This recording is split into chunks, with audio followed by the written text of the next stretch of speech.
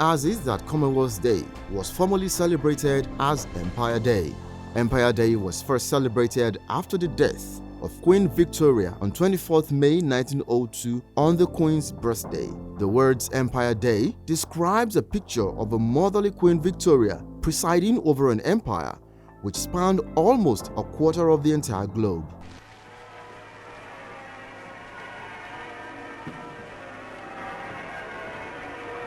The year's first heat wave turns Empire Day into a pageant of glorious summer. At the last moment, Their Majesties the King and Queen decide to drive in an open carriage, and at St. Paul's, the summer dresses of the royal ladies add a brilliance to a royal occasion. The Duchess of Kent wears a wide fawn hat. Her Majesty Queen Mary is in ivory. The royal landau is drawn by the Windsor Greys with outriders and postilions. Her Majesty the Queen wears a gown and hat of powder blue with blue-tinted ostrich feathers at the shoulders, while the royal princesses are also in light blue. In 1958, Empire Day was rebadged as British Commonwealth Day, and in 1966, it became known as Commonwealth Day. The days of Commonwealth Day was also changed to 10th June, the official birthday of late Queen Elizabeth II. However, in 1973, the Royal Commonwealth Society proposed the day be changed, and the second Monday in March was selected by the Commonwealth Secretariat as the observance of the day. Commonwealth Day is an annual celebration observed by people all over the Commonwealth in Africa, Asia, the Caribbean and Americas, and the Pacific and Europe. Observed on the second Monday in March each year, Commonwealth Day is an opportunity to promote the strong unity, diversity and shared values of the 56 Commonwealth member countries.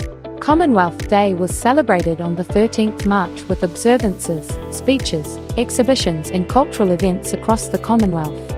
Commemorations began with a wreath-laying ceremony at the Commonwealth Memorial Gates in London to honour the men and women from the Commonwealth who served with the British Armed Forces during the First and Second World Wars. A multicultural, multi-faith service was held at Westminster Abbey and attended by members of the royal family, senior officials, dignitaries and young people from across the Commonwealth. During the service, His Majesty King Charles III hailed the extraordinary potential of the Commonwealth in his first Commonwealth Day message as King and Head of the Commonwealth. The Commonwealth Secretary-General, the Right Honourable Patricia Scotland KC, was then joined by Commonwealth leaders, ministers and youth representatives to raise the Commonwealth flag for peace in recognition of the 10th anniversary of the signing of the Commonwealth Charter. The Commonwealth family of 56 nations represent 1/3 of the global population, which is about 2.5 billion people, where 60% of the population is under 30 years old.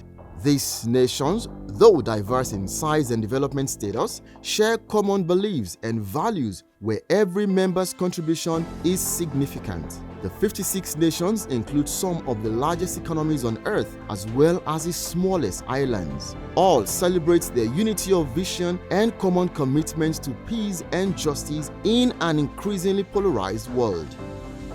The Commonwealth countries exports over $3 trillion in goods and services each year. Combined GDP is expected to reach $19 trillion in 2027. The Commonwealth accounts for about 14% of global export market. It competes favorably with the European Union at 15%, China at 14.5%, and doing far better than the USA at 8.5%.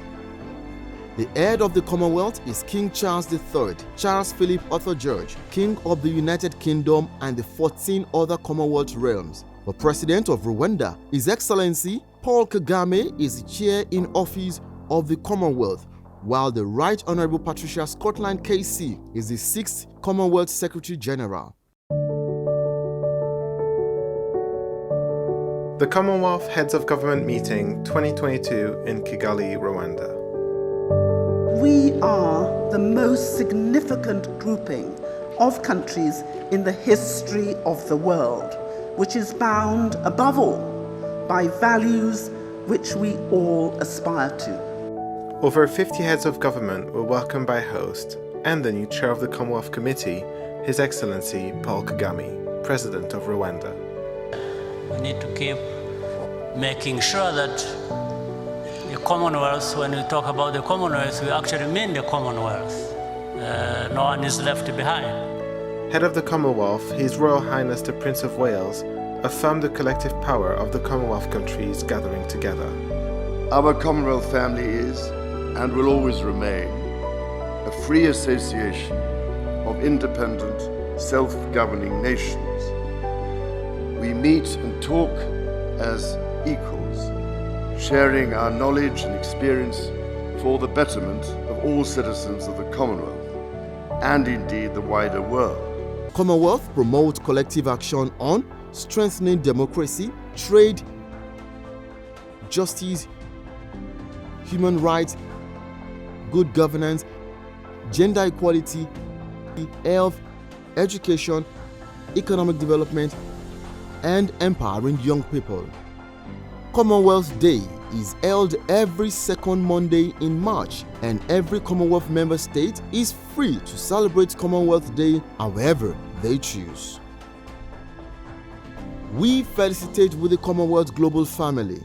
Julie Darling Entertainment World, Abuja, Nigeria.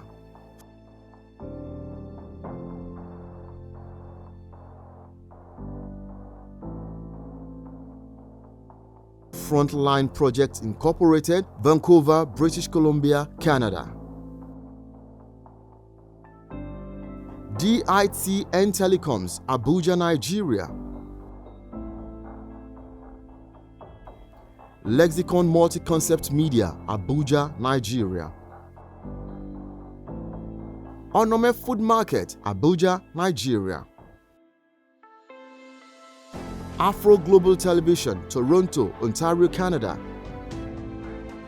Development Associates Link International, Dali, Kampala, Uganda.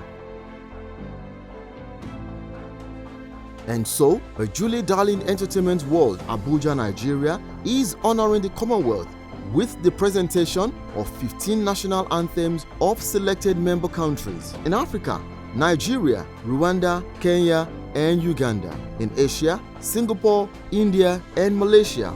In the Caribbean and Americas, Canada, Bahamas, and Dominica. In Europe, United Kingdom, and Cyprus. In the Pacific, Australia, New Zealand, and Samoa.